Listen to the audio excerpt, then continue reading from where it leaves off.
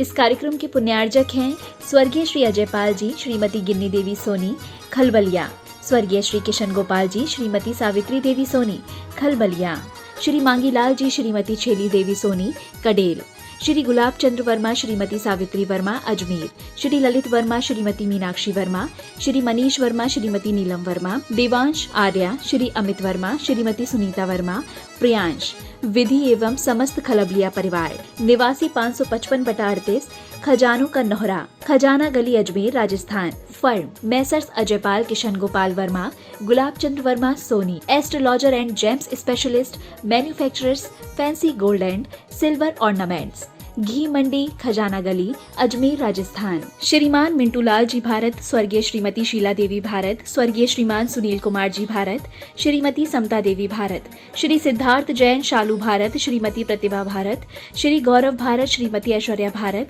श्री अंकुर जैन, श्रीमती स्वाति जैन, अयांशी जैन, पीहू भारत, सर्वांग भारत, कुहू भारत एवं समस्त भारत परिवार, अशोकनगर, मध्य प्रदेश। प्रतिष्ठान भारत ज्वेलर्स, भगत सिंह मार्ग, station road, Ashoknagar. Bharat radio service, Ashoknagar. Meetu Jain के जन्मदिन के उपलक्ष्य में श्री जयप्रकाश जैन, श्रीमती पुष्पा जैन निर्मला, राखी जैन, मीतू जैन, ऋतु जैन, CAO, निवासी मंगलम सिटी, जिला कलेक्ट्रेट, अलवर, राजस्थान। गुरु भक्त परिवार।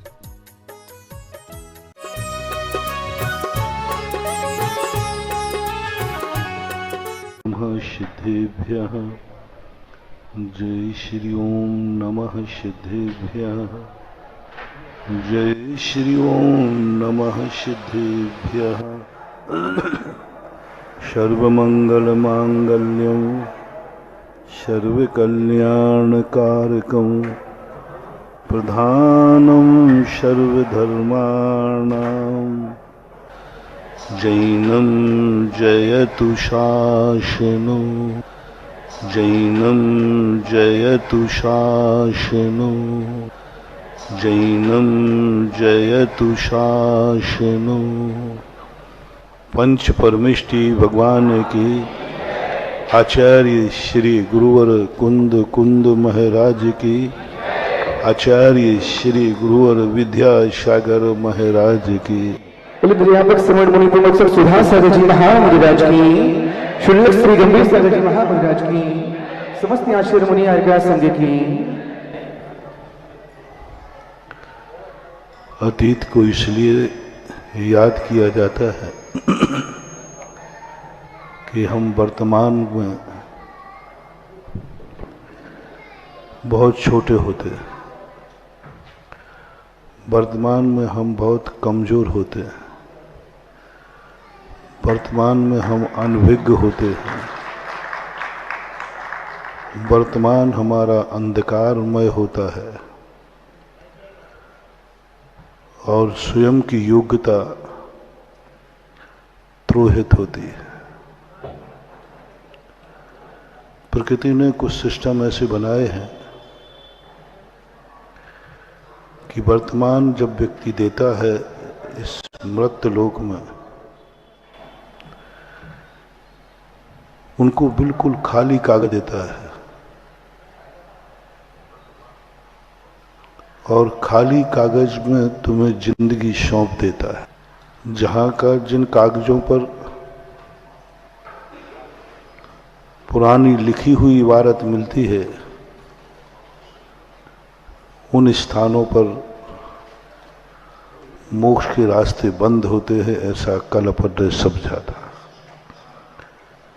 जब जब कोई पुरानी चिट्ठी आपको लिखी मिले, वो सब व्यर्थ की चिट्ठी है, उसका कोई उपयोग नहीं है। चिट्ठी एक बार पढ़ने के बाद डस्टबिन में डालने लायक होती है, कचड़े में फेंक देते, फाड़ देते हैं, उसकी कोई उपयोगिता ही नहीं है। जितनी भी चिट्ठियां होती हैं, लिखी हुई चिट्ठी जब भी तुम्हें मिले, बस वो एक बार पढ़ने लायक है, बस उसके बाद उसका कोई मूल्यांकन नहीं। यदि हम कोई अच्छी चिट्ठी है तो हम उसको सुरक्षित कर सकते हैं पुनः पढ़ने के लिए, कभी भूल जाए तो। लेकिन जिंदगी में पुरानी चिट्ठी से अपनी जिंदगी का कुछ भी मत मानना कि तुम कुछ बन जाओगे, क्योंकि वो चिट्ठी लिखी हुई है।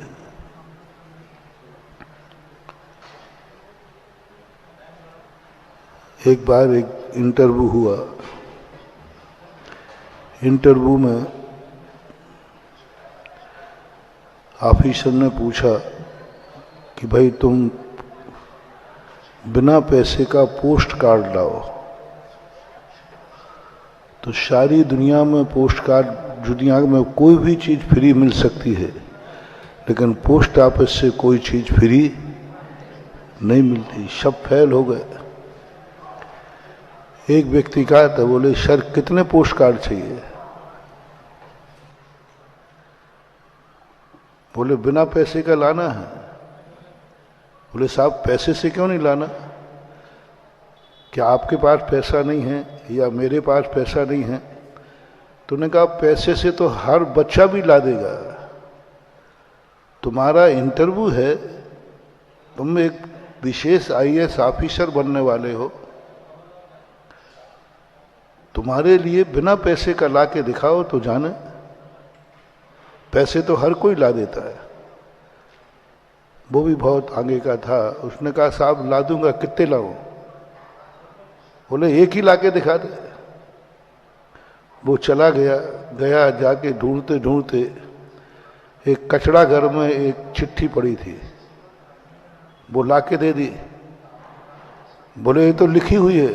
बोले साहब आप मेरे गुरु हैं, आप इंटरव्यू ले रहे हैं। जब एक चेले सारी दुनिया आपको पैसों में ला के पोस्ट कार्ड देती है और आपने कहा बिना पैसे का ला के दिखाओ, तो कोरे कागज पे तो दुनिया लिख देता है सर आप लिखी हुई चिट्ठी पर लिख के बताओ तो आपको सर जाना। लिखी हुई चिट्ठी पर लिख के बताओ। वो इंटरव्यू में पास हो गया। लिखी हुई चिट्ठी पर कुछ लिखा ही नहीं जाता। उस ऑफिसर को इंटरव्यू जिसका ली जाए तो उसको यही शिक्षा देना थी कि बिना पैसे का कोई पोस्ट कार्ड आता नहीं, और जो आता है वो कचड़े घर से आता है, पोस्ट ऑफिस से नहीं आता। और कचड़े घर से जो आता है उस पर कुछ लिखा नहीं जाता, क्योंकि कचड़े घर में वही चिट्ठी जाती है जो यूजलेस हो गई, खत्म। ये जोक जब मैंने पढ़ा तो जोक से बड़ी शिक्षा मिली। हम जोक को भी आगम से तौलते हैं। यदि ये जोक आगम में खरा उतर जाता है तो मैं जोक नहीं मानता, उसे सिद्धांत मान लेता। और आगम से नहीं उतरता है तो कहता हूं ठीक है, एक कहानियां हैं, नीतियां हैं। आगम में भी यही लिखा है। तुम्हारी जिंदगी कोरे कागज के समान है। तुम अपनी जिंदगी को कोरा कागज मानते हो कि लिखी हुई किस्मत से चलते हो? जब जब तुम्हें ये बात आए कि मेरी किस्मत में क्या लिखा है, समझ लेना तुम डस्टबिन के लायक हो। मेरी किस्मत में क्या लिखा है, लिखी हुई चिट्ठी को तुम क्या करोगे? 99% लोग सब यही दिखाते रहते मेरी किस्मत में क्या लिखा है, मेरी किस्मत में क्या लिखा है। बस खत्म। समझ लेना तुम्हारा विकास रुक गया। अब तुम और डाउनफॉल होने वाले हो। और कचड़ा घर का ढूंढ लो, कौन से कचड़ा घर में पड़ना है, कौन से कचड़ा। भाग्य भरोसे और किस्मत भरोसे की जिंदगी लिखी हुई चिट्ठी के समान हो जाती है महानुभाव। कल मैंने पूरा प्रवचन इसी के ऊपर दिया था। भाग्य और किस्मत के भरोसे जब भी तुम्हारी जिंदगी आए, बस आज का उदाहरण ध्यान रखना, तुम लिखी हुई चिट्ठी के, पढ़ी हुई चिट्ठी से कुछ काम चलाना चाहते हो, कुछ नहीं लिख पाओगे, जिंदगी में कुछ नहीं पा पाओगे, कोई इतिहास नहीं बना पाओगे, कोई इतिहास नहीं। क्योंकि तुम लिखी हुई चिट्ठी हाथ में लेके घूम रहे हो, क्या लिखोगे तुम? क्योंकि वो पहले से ही लिखा हुआ है, तुम क्या लिखोगे? तुम्हारा क्या इतिहास बनेगा? क्योंकि चिट्ठी तो पहले से लिखी हुई है। देवताओं की, कल कहा था ना, देवताओं को मोक्ष नहीं होता। हम लोग देवताओं से हार नहीं लेते। देवता कभी मंदिर नहीं बना सकता, देवता अपनी स्वयं की द्रव्य से पूजन नहीं कर सकता, कुछ नहीं कर सकता। वो तो एक कलेक्टर के समान है कि जो कुछ भी खर्च करता है सरकारी खजाने से खर्च करता है। कलेक्टर कितना भी खर्च करे वो अपने वेतन में से खर्च करता है कि सरकारी खजाना? उसको क्या पुण्य लगता है? कुछ नहीं लगता, सरकारी खजाना है। ऐसे ही देवताओं को बहुत कम पुण्य लगता है। इतना पुण्य लगता है कलेक्टर को, कम से कम उसने पैसे का सदुपयोग कर लिया, लेकिन दान का पुण्य नहीं लगेगा उसको। पैसे का सदुपयोग किया ये पुण्य लगता है। देवताओं को कोई पुण्य नहीं लगता, क्योंकि उनका कुछ है ही नहीं, सब किस्मत से मिला है। द्रव्य, जल, कलश, सब कुछ, कपड़े तक, सब कुछ, चाहे स्वयं का भोगें चाहे परमार्थ करें, उनके वर्तमान का कुछ नहीं रहता। सब पूर्व भव का किस्मत में जो लिखा के आए वो पहले ही दिन सेट हो जाता है। तुम इतना खाओगे, इतनी श्वास भी उनकी वर्तमान की नहीं। अपन तो चाहे तो अभी डबल श्वास ले लें, कपाली करना शुरू करूं करना अभी अपने हाथ में, हमारी श्वास अपने हाथ में है। लेकिन देवताओं के हाथ में श्वास भी नहीं है।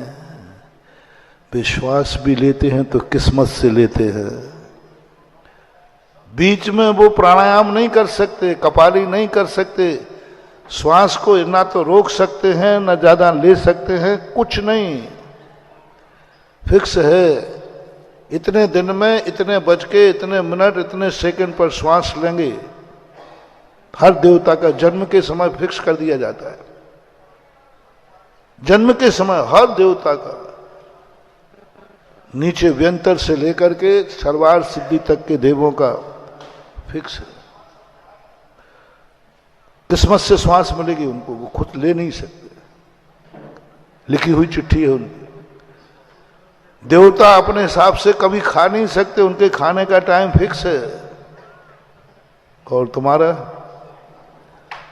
अभी प्यास लग जाए तो एक आध बोतल सभई में उठा के पी ले। हाँ, जब चाहो तब खा लो, जब चाहो तब पी लो। देवता नहीं कर सकते।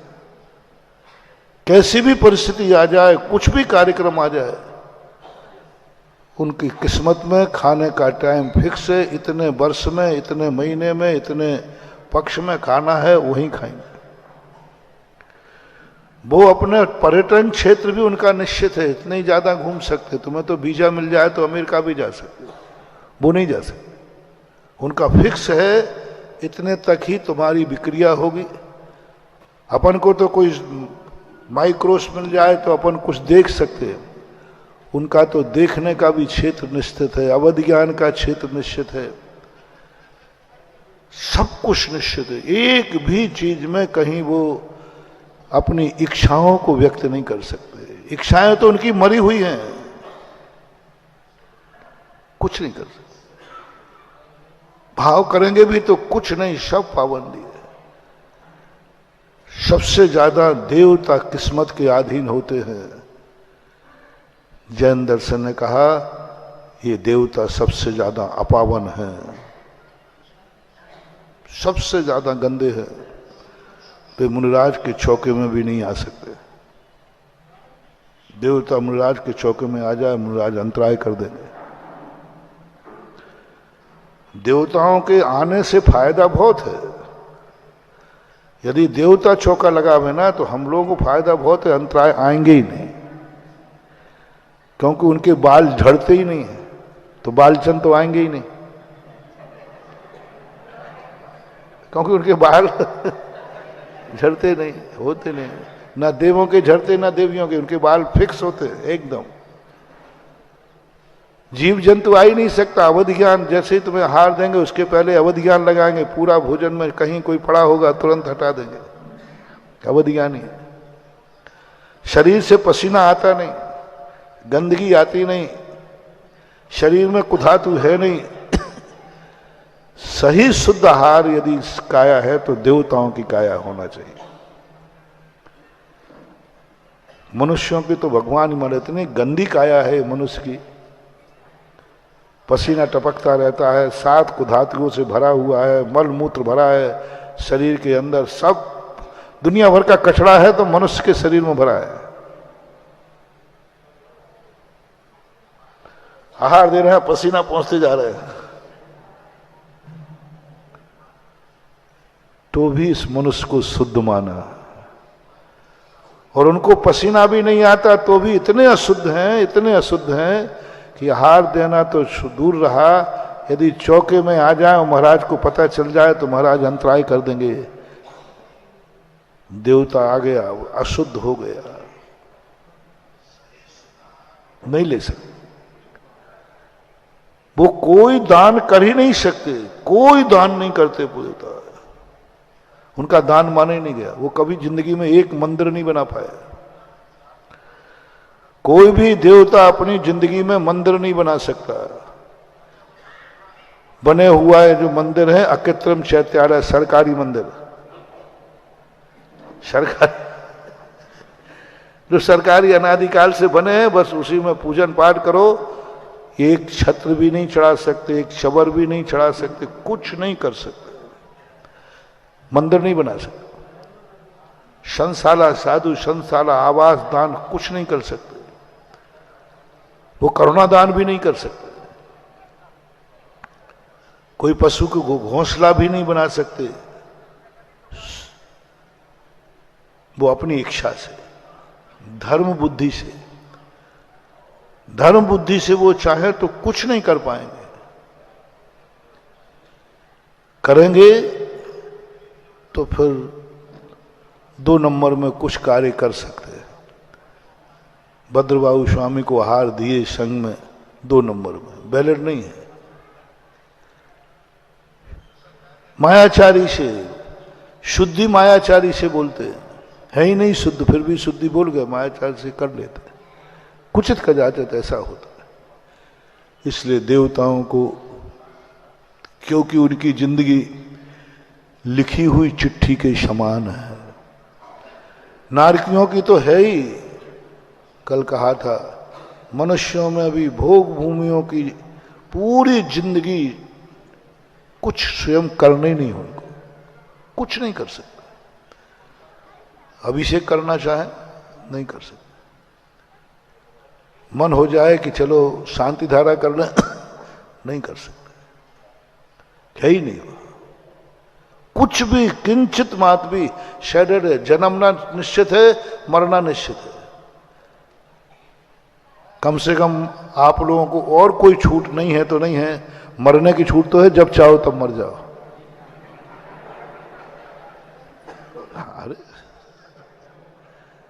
जब चाहे तब मर जाओ, और जब चाहे कोई मार देवे, जब चाहे कोई मार देवे, जब चाहे तो मर जाओ। लेकिन भोग भूमि मनुष्यों को मरने का भी अधिकार नहीं, वो मर भी नहीं सकते इच्छा से। टाइम फिक्स है, 9 माह शेष बचेंगे तब। वो अपने संतान के लिए नहीं मुंह देख सकते, जब चाहे तब पाओ संतान पैदा कर लो, जब चाहे परिवार नियोजन करा लो, कुछ नहीं, शेडेड है। वो नहीं चाहेंगे तो भी होगा और चाहेंगे तो भी नहीं होगा। 9 माह शेष रहते ही उनकी व्यवस्था फिक्स है। भोजन की व्यवस्था से है, 2 दिन में, 3 दिन में, 1 दिन में खाते हैं।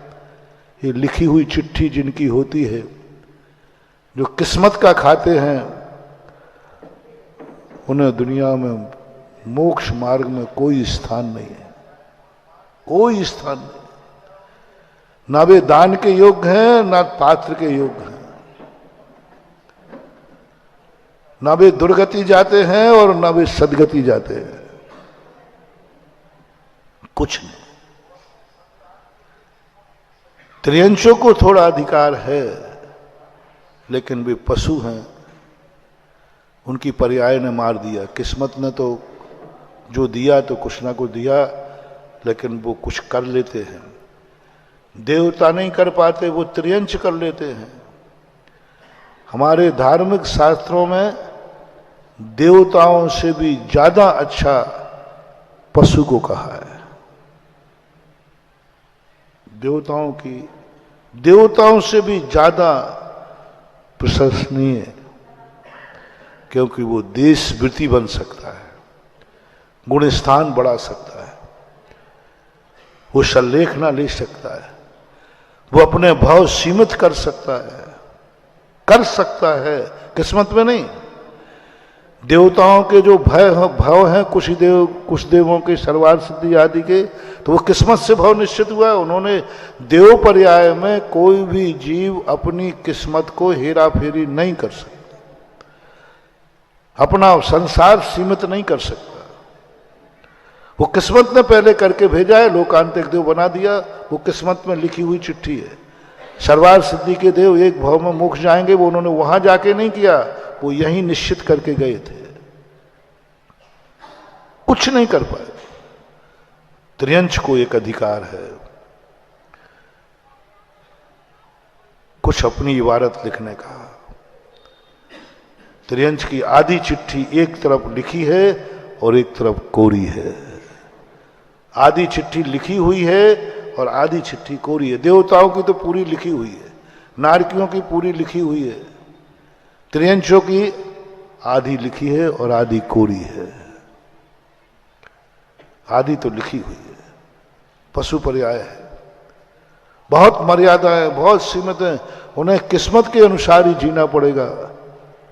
लेकिन एक निश्चित है उनका कि चाहे तो देशवृत्ति बन सकता है,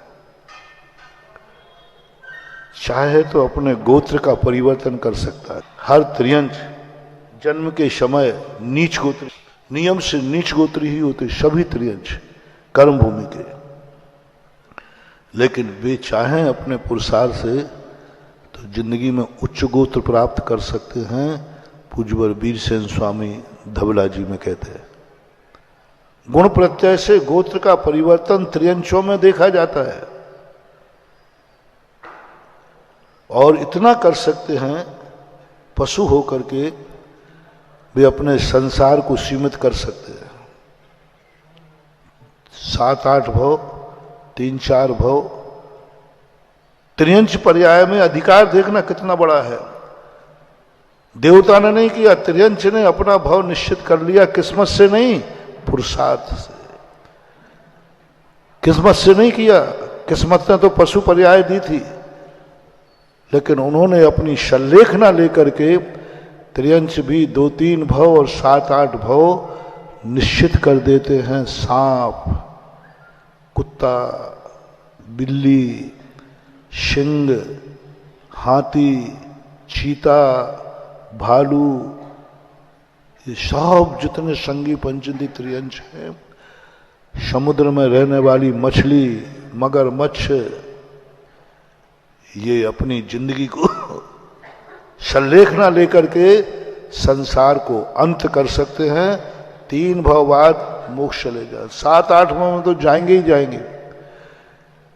जिस व्यक्ति को अपने हाथ में बांगडोर हो इस असीम संसार से तरने का, वो जानवर देवताओं से भी अच्छा है। कम से कम संसार को सीमित तो कर रहा है, कम से कम वो पंचम गुण स्थानवर्ती तो है, कम से कम प्रति समय असंख्यात गुणी निर्जरा तो कर रहा है। देवताओं की असंख्यात गुणी निर्जरा नहीं होती, प्रति समय एक अंतर मुहूर्त को होती है बस। लेकिन एक त्रियंश कुत्ता बिल्ली, कुत्ता बिल्ली ये असंख्यात गुणी निर्जरा कर सकते हैं प्रति समय जीवन भर। कितनी बड़ी महानता! एक त्रियंच, एक छिपकुली, एक सांप, असंख्यात गुणी निर्जरा स्वयं पुरुष, किस्मत से नहीं। किस्मत से असंख्यात गुणी निर्जरा नहीं करते हैं, वो स्वयं इच्छा से असंख्यात गुणी निर्जरा करते हैं। किस्मत से संलेखना नहीं है, पुरुषार्थ से संलेखना है। और देशभृति बन जाते हैं। और कल भी कहा था, त्रियंच सदा निंदनीय है, त्रियंचों की सदा निंदा होती आई। कोई कुछ कहे ना, पशु तो, अरे ये तो पशु है, उसके बावजूद भी लोग उसको पशु कहते हैं, कुत्ता कहते हैं, बिल्ली कहते हैं, निकृष्ट टाइटल देते हैं, फिर भी उसका अयस कीर्ति नाम कर्म का उदय नहीं होता। देवताओं का होता है, देवताओं का अपयश होता है, भोग भूमि जीवों का अपयश होता है। लेकिन त्रियंच यदि पंचम गुण स्थान को प्राप्त कर ले तो उसके अयस कीर्ति नाम कर्म का उदय होता ही नहीं। कहते रहो तुम पशु, उसको कोई फर्क नहीं पड़ता। तुम उसको पशु कह रहे हो और वो वृत्ति पने का आनंद उठा रहा है, काय का अपयश है। उसको अनुभूति पशु की नहीं हो रही। जो त्रियंच वृत्ति बन जाते हैं महानुभाव, वृत्ति की भूमिका देखो। यदि तुम वृत्ति हो, तुमने प्रतिमा धारण की है, तुम एलक छुल्लक आरिका हो, तुम मुनिराज हो, आचार्य उपाध्याय साधु हैं, पंचम गुण स्थान से लेकर के भावलिंगी हैं, तो पंचम गुण स्थान से लेकर दुनिया कुछ भी कहती रहे, उन्हें वृत्तपने का आनंद आता है। कुत्ते को तुम कुत्ता कह रहे हो, छुचकार रहे हो, कितना गंदा है। और इससे गंदा कौन है? सूकर।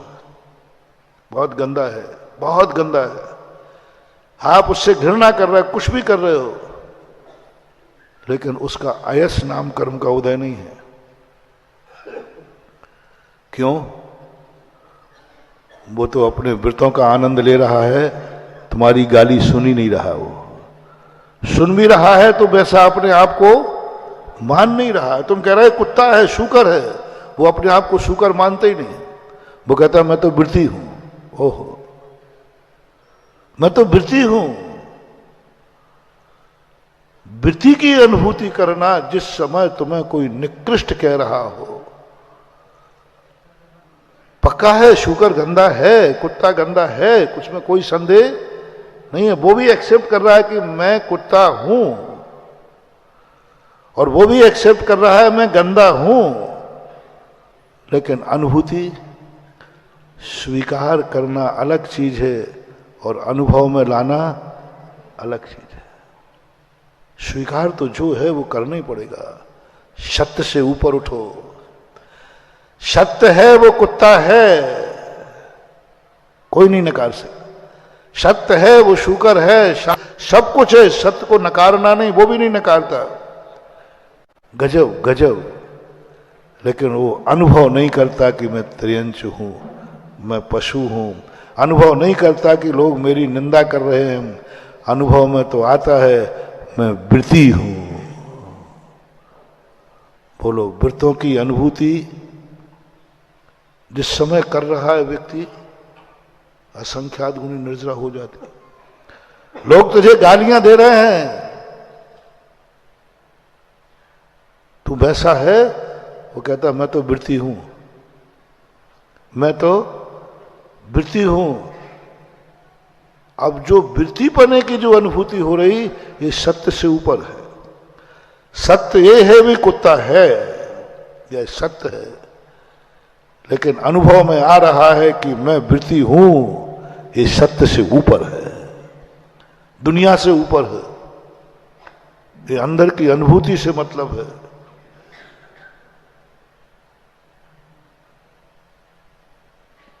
अनुभूति में पशु है क्रिया में, और अनुभूति में मेरे रात्रि भोजन का त्याग है,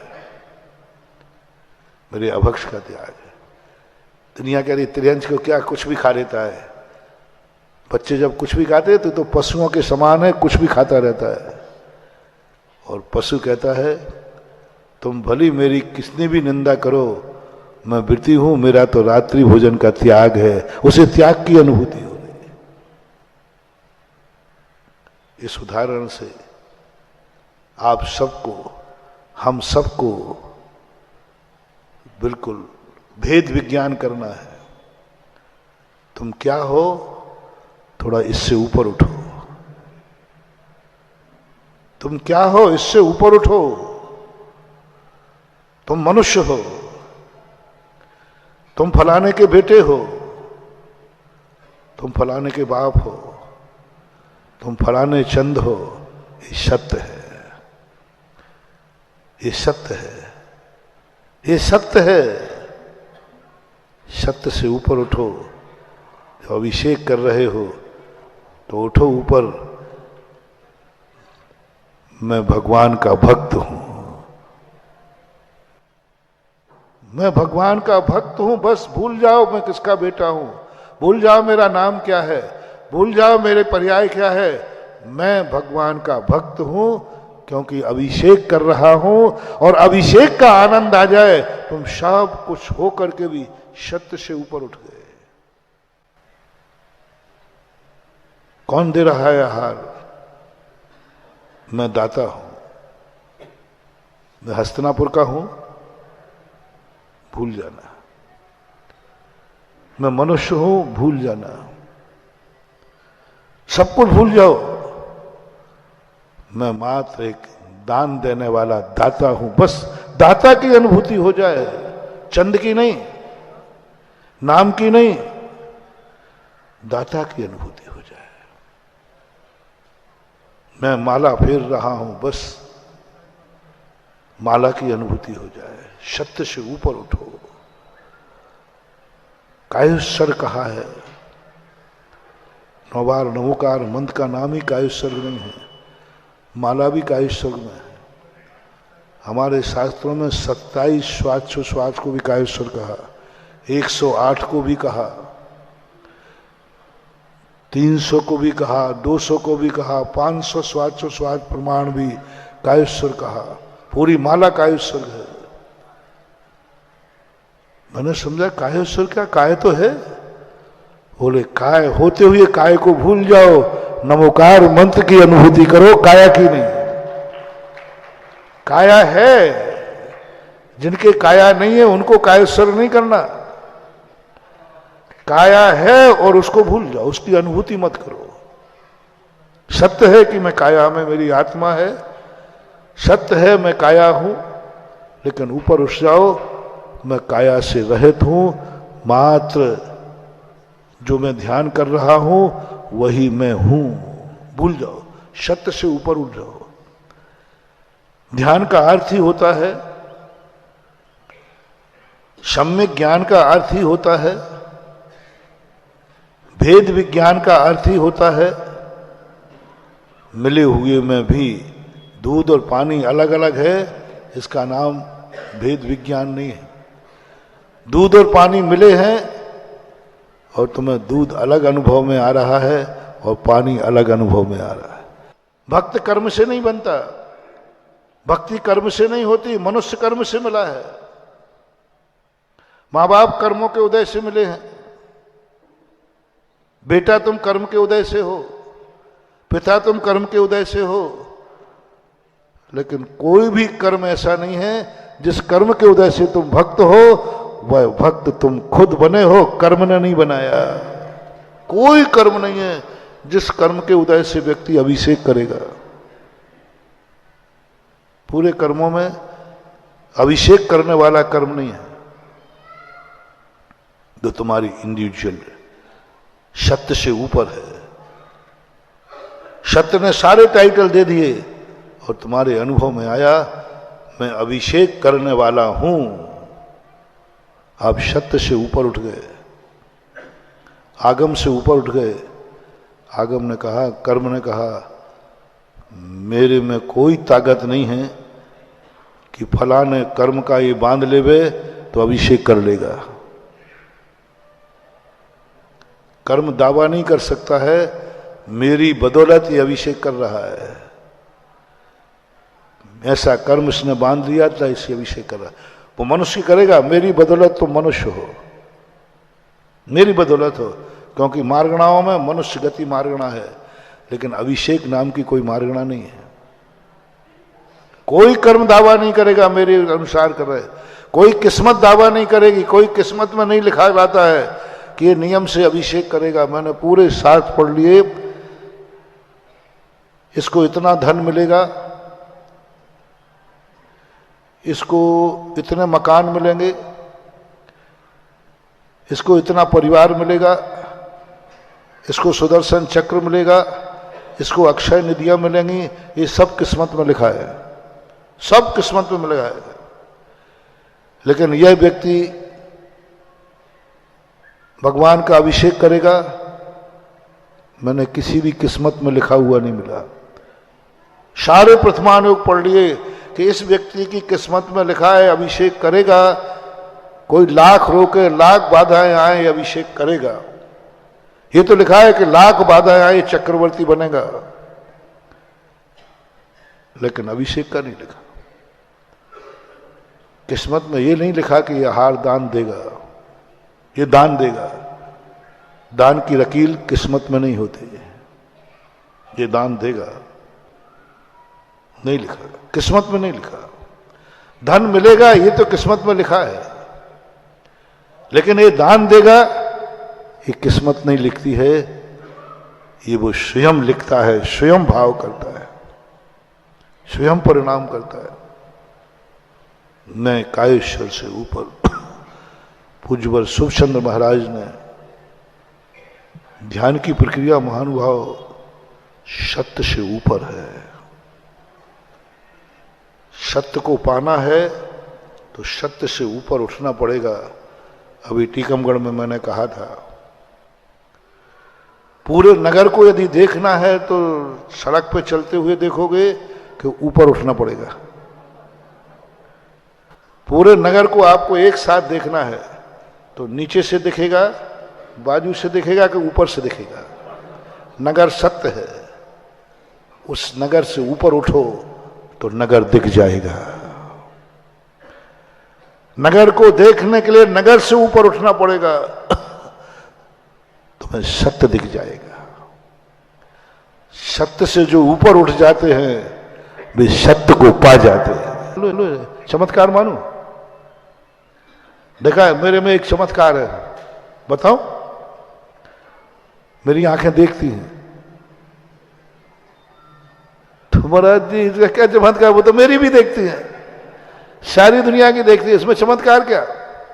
अब देखना चमत्कार, मेरे कान देखते हैं। महाराज क्या कहा आपने? महाराज जी ये तो बहुत बड़ी चमत्कार है। चमत्कार करो, सत्य को सत्य मानने में चमत्कार नहीं है, अतिशय नहीं है। सत्य तो सत्य होता है, उसमें आज तक कोई चमत्कार नहीं हुआ, कोई अतिशय नहीं हुआ, कोई उपलब्धि नहीं हुई, कोई आनंद नहीं आया। सत्य से ऊपर उठने का प्रयास करो तो सत्य को पा जाओगे।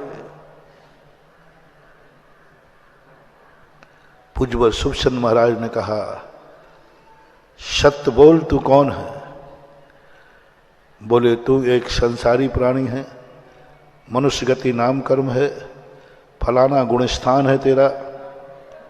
सब कुछ बोल दिया सत्य। मैं सत्य को जान गया, सत्य मेरे अनुभव में आ रहा है। उन्होंने कहा तेरा कल्याण कभी नहीं होगा। मैं सत्य को जान रहा हूं, मैं सत्य बोल रहा हूं, मैं सत्य रूप में जी रहा हूं, सत्य मेरे अनुभव में आ रहा है, तेरा कल्याण नहीं होगा। असत्य की बात नहीं कर रहा हूं, असत्य वाले का तो होना ही नहीं है, होना ही नहीं है, क्योंकि वो असत्य है। मैं कह रहा हूं सत्यवान का कभी कल्याण नहीं होता। जो जैसा है वैसा अनुभव करोगे, कभी कल्याण नहीं होगा। तुम अपने आप को मनुष्य हो, मनुष्य मानोगे, बने रहो। मना पर्याय ज्ञान है, मना पर्याय ज्ञान नहीं लगा सकता इसका मन शुद्ध है कि मना पर्याय ज्ञानी तीर्थंकर भी नहीं लगा सकते कि जो मुझे हार दे रहा है मन शुद्धि बोल तो रहा है, मन शुद्ध है कि नहीं। जिनवानी ने कहा मना पर्याय ज्ञान आहार के समय नहीं, उसने कहा ना मन शुद्धि, बस मान लो मन शुद्धि। अरे हम जैसे को तो ठीक है, मानना पड़ेगा, कोई दूसरा उपाय नहीं है। लेकिन मना पर्याय ज्ञानी तो जाने कम से कम, रुक पहले मैं मना पर्याय ज्ञान लगाता हूं तेरा मन नहीं। ने कहा नहीं, मना पर्याय ज्ञान लगा करके तुमने हार लिया तो भक्त और भगवान का संबंध खत्म हो गया। विश्वास कहां रहा?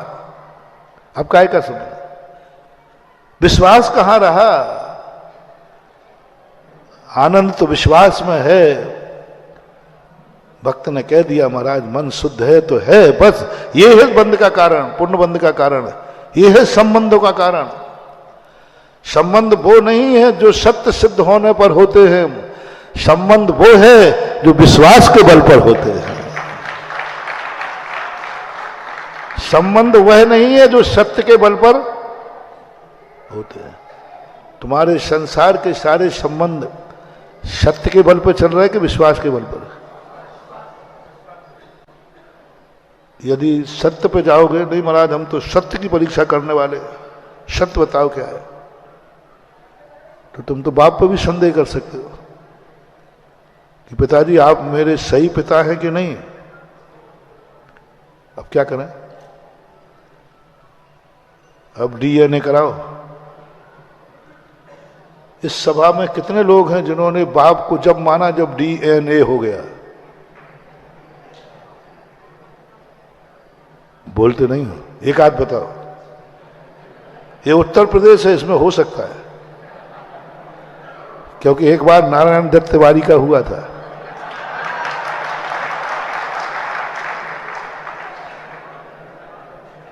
और वो राजा भी था, तुम्हारा मंत्री भी था, तो जैसी राजा वैसी।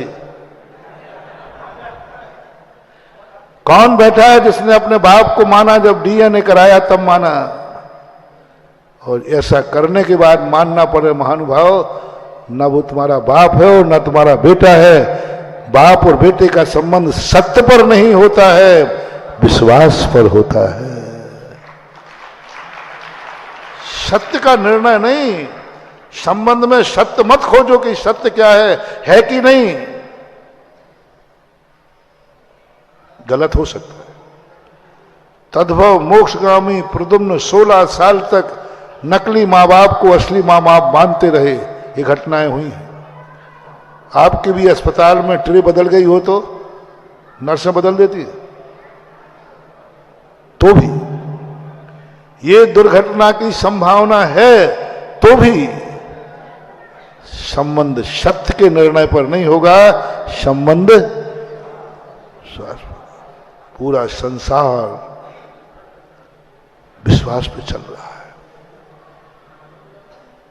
कोई बेटा दावा नहीं कर सकता कि यही मेरे माँ बाप हैं। बस माँ बाप ने कहा है बेटा मैं तेरा माँ बाप हूं और तू मेरा बेटा है, चल रहा है।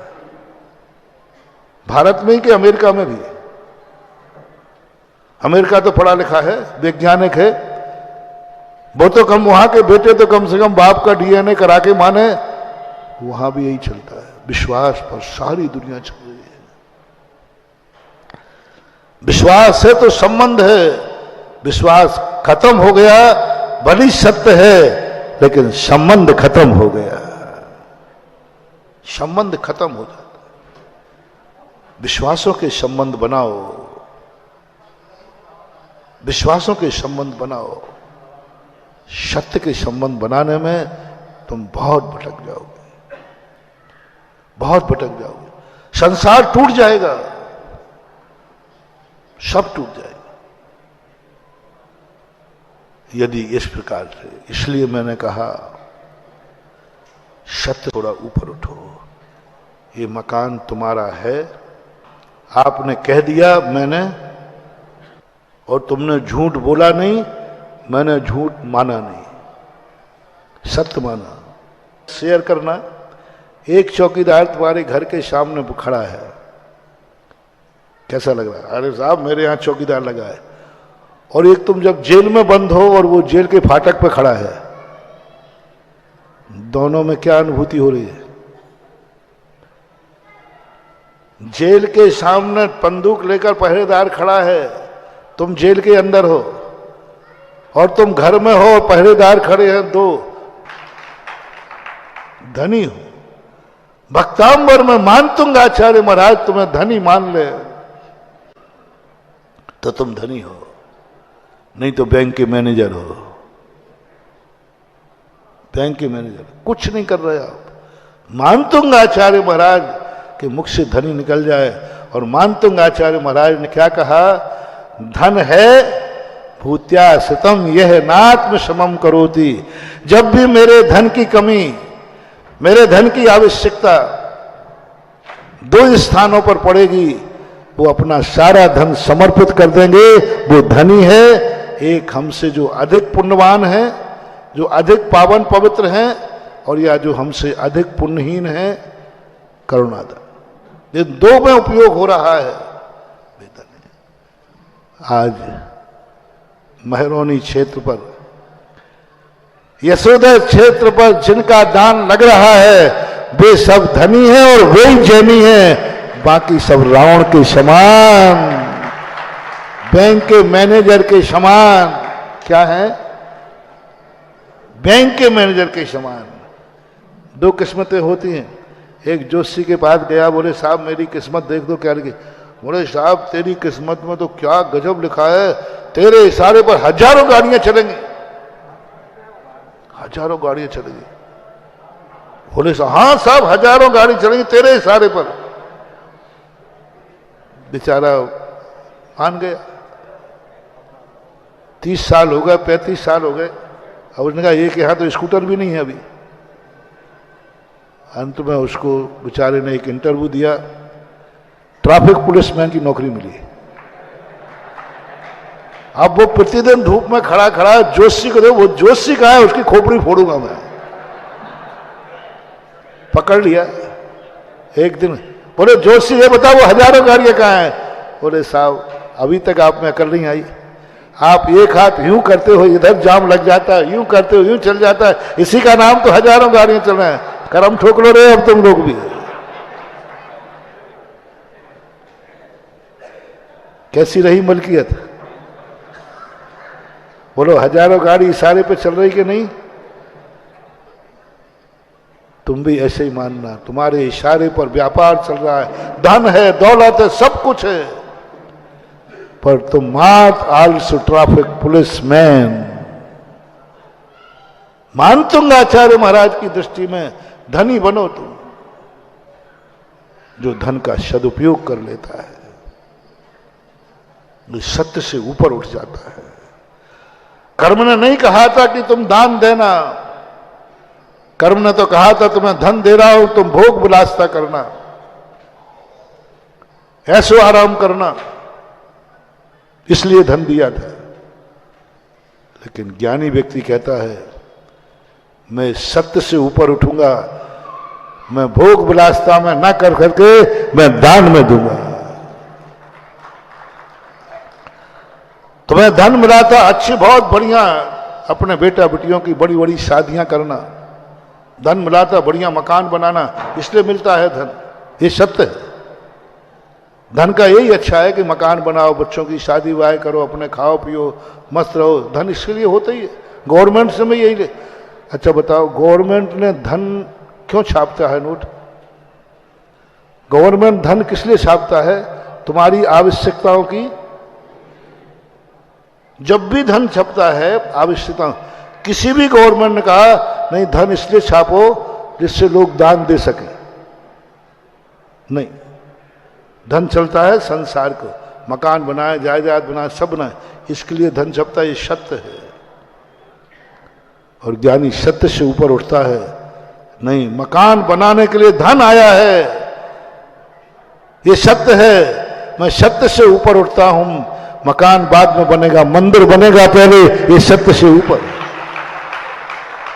मंदिर के लिए कोई धन नहीं छापता, सरकार भी नहीं छापती, कर्म भी धन देता है, मंदिर के लिए नहीं देता। वो भी धन देता है कि अपना मकान बनाओ, लेकिन सत्य से ऊपर उठ गया। मन में धन मिलाता है तुम्हें कि अपने बाल बच्चों की बढ़िया शादी विवाह करो।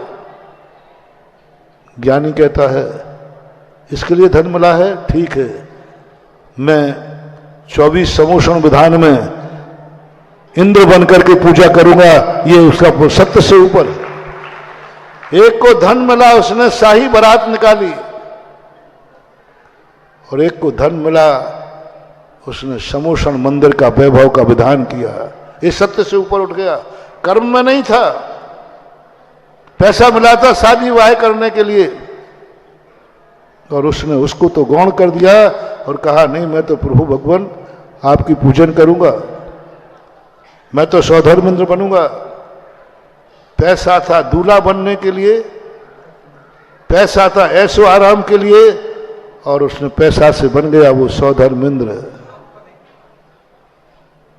इंद्र की बोलियां ले ली। ये है धनी मानतुंगाचार्य महाराज की दृष्टि में, ये धनवान है, बाकी तो सब कंगाल है, बाकी तो सब।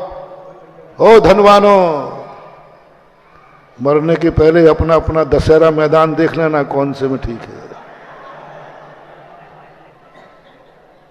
क्योंकि सत्य तो यही है। वहवारम परिग्रत्वम नारकस्या, सत्य तो यही है। रावण के पास धन था, आज वो नरकों में है, दशहरा मैदान में जल रहा है। ये सत्य है, ये सत्य है। इसलिए धन पाकर के यदि तुम्हारे मन में भोग विलासता, ऐसो आराम यदि आ रहा हो तो मैं मना नहीं करूंगा, और तुम भोग विलासता में जाओगे, मैं रोक भी नहीं सकता, क्योंकि सत्य तो यही है। धन पाकर के भोग विलासता करना चाहिए, क्योंकि धन मिलता ही इसके लिए है। सुन रहे हो ना? धन मिलता है इसलिए जिसमें अय्यासी करो, भोग विलासता करो, जम के जो तुम्हें पसंद आए, बोतलें खोलो, नाच कराओ, जो तुम्हें करना है वो सब करो। ये सत्य है, क्योंकि धन मिलता ही इसी के लिए है। मैं नकारूंगा नहीं, मैं सत्य को कभी अस्वीकार नहीं करता।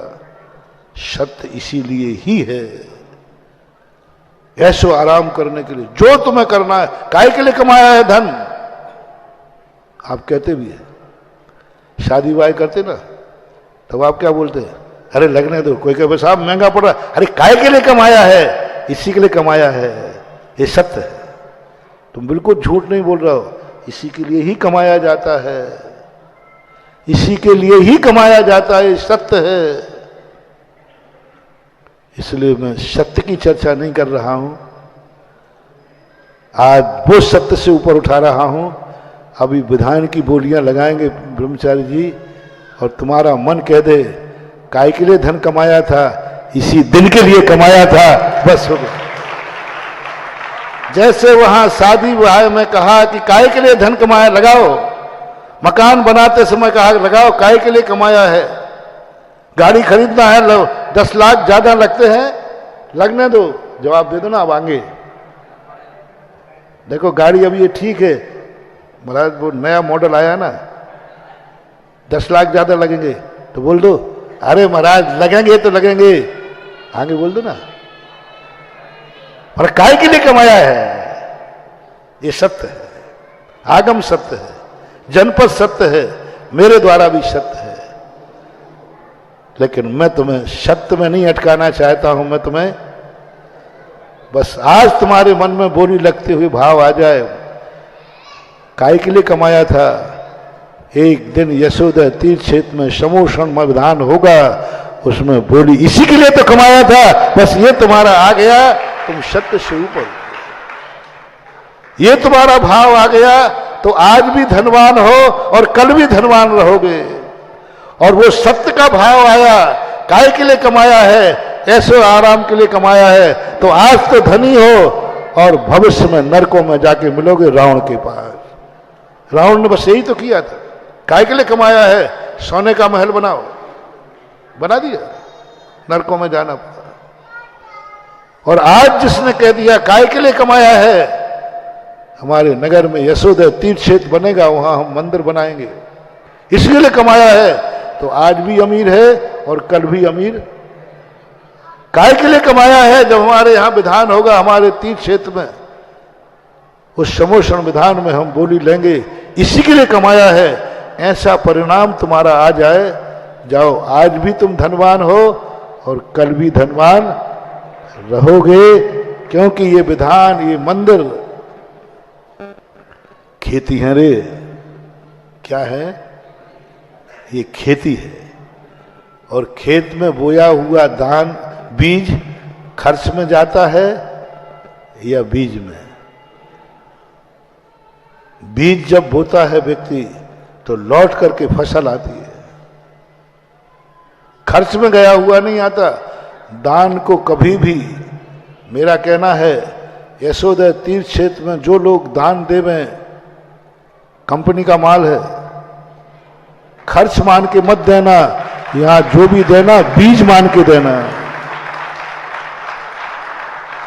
खर्च मान के मत देना, बीज मान के देना।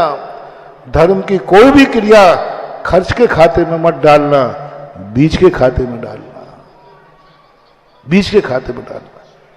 और बीज जो है खर्च में नहीं डाला जाता, खर्च में नहीं डाला जाता।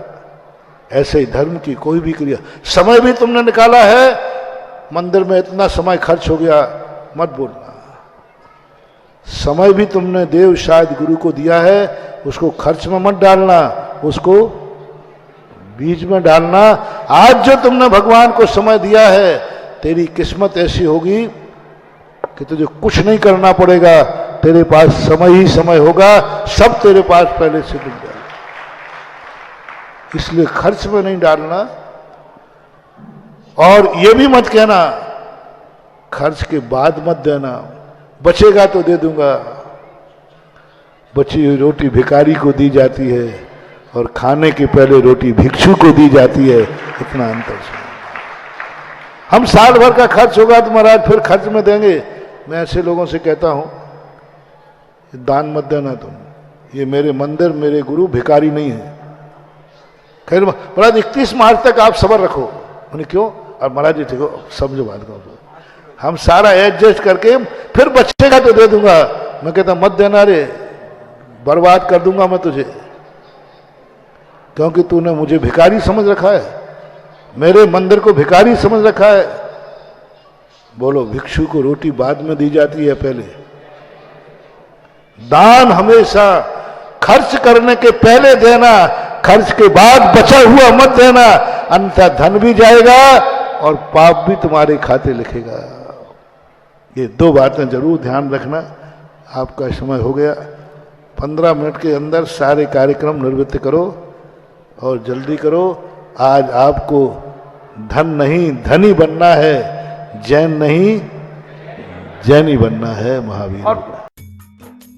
इस कार्यक्रम के पुण्यार्जक थे स्वर्गीय श्री अजयपाल जी, श्रीमती गिन्नी देवी सोनी, खलबलिया, स्वर्गीय श्री किशन गोपाल जी, श्रीमती सावित्री देवी सोनी, खलबलिया, श्री मांगीलाल जी, श्रीमती छेली देवी सोनी, कडेल, श्री गुलाब चंद्र वर्मा, श्रीमती सावित्री वर्मा, अजमेर, श्री ललित वर्मा, श्रीमती मीनाक्षी वर्मा, श्री मनीष वर्मा, श्रीमती नीलम वर्मा, देवांश आर्या, श्री अमित वर्मा, श्रीमती सुनीता वर्मा, प्रियांश, विधि एवं समस्त खलबलिया परिवार, निवासी 555/38, खजानों का नोहरा, Khazana Gali, Ajmer, Rajasthan. Firm Messrs Ajaypal Kishan Gopal Verma, Gulab Chandra Verma Soni, astrologer and gems specialist, manufacturers, fancy gold and silver ornaments, Ghee Mandi, Khazana Gali, Ajmer, Rajasthan. श्रीमान मिंटू लाल जी भारत, स्वर्गीय श्रीमती शीला देवी भारत, स्वर्गीय श्रीमान सुनील कुमार जी भारत, श्रीमती समता देवी भारत, श्री सिद्धार्थ जैन शालू भारत, श्रीमती प्रतिभा भारत, श्री गौरव भारत, श्रीमती ऐश्वर्या भारत,